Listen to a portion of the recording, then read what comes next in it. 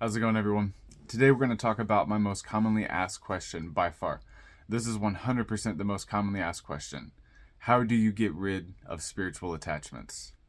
Okay, so there are multiple levels of the spiritual plane and many traditions. I handle it at as much of a basic level as I can. I break it down into, there's more or less 4 or 5 worlds right now. We're just going to cover 4. There is the physical level, which we see and hear and feel and smell and taste every day. This is, the physical sensational world. Then above or underneath or inside of that is the etheric plane.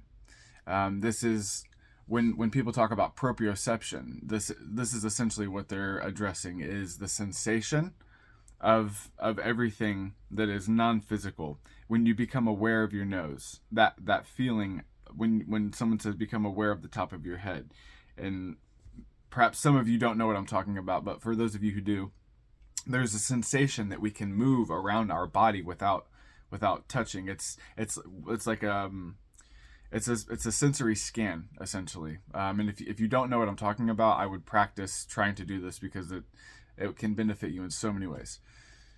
Anyway, that etheric field is a level of the spiritual world because it's non-physical. It's right behind the veil.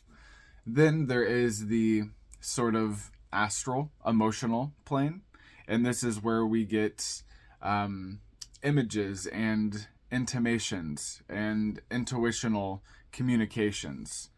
You could call it the imaginary plane, but even though it is that, it's so much more than that.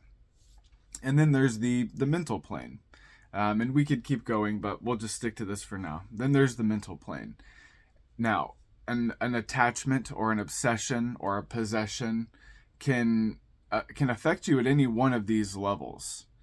And so if you have a physical obsession or addiction, the way that you handle that is often physically. You stop doing the thing. But if you also add another layer to it, then it can sort of help force it out or force it into a more positive transmutation of itself. So, for instance, if you also use the astral plane to help you, to prevent you from doing something that is harmful to you, like over drinking or over smoking or anything that is holding you back that you want to stop doing, you can use where the attachment is as a sign of how to get rid of it. If something is trying to come in the front door, you're not going to flush the toilet. You're not going to close the shower curtain if someone's trying to climb in the kitchen window. If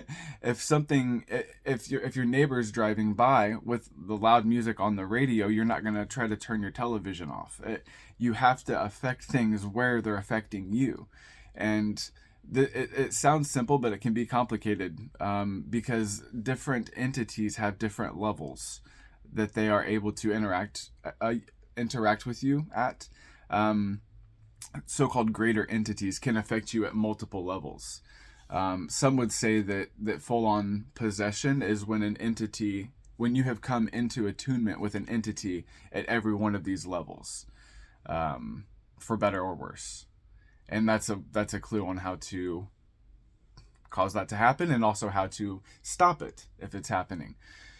Now, if something is affecting you on a mental level, like a thought, an impulsive or intrusive thought, then we can use neurolinguistic programming to sort of create a ward or a banishment. If you experience it as an entity, a banishment or an assault or a binding. If it's affecting you astrally, if you're getting images of something that's bothering you, then you can combat it astrally. If it's an entity, then you can assault it, or you can bind it, or you can just talk with it. Sometimes that's all that needs to happen, is just to have a communication with it astrally, understand the symbolism that it's trying to give you is a key of information. Sometimes things communicate with us through imagery. Sometimes the way that a certain spirit appears to me, spirits will appear different ways to different people, but they'll also appear different ways to the same person. And this is to convey a message at the time about what the entity is trying to do for you, or trying to tell you about another situation, or tell you what you need to do in this or another situation.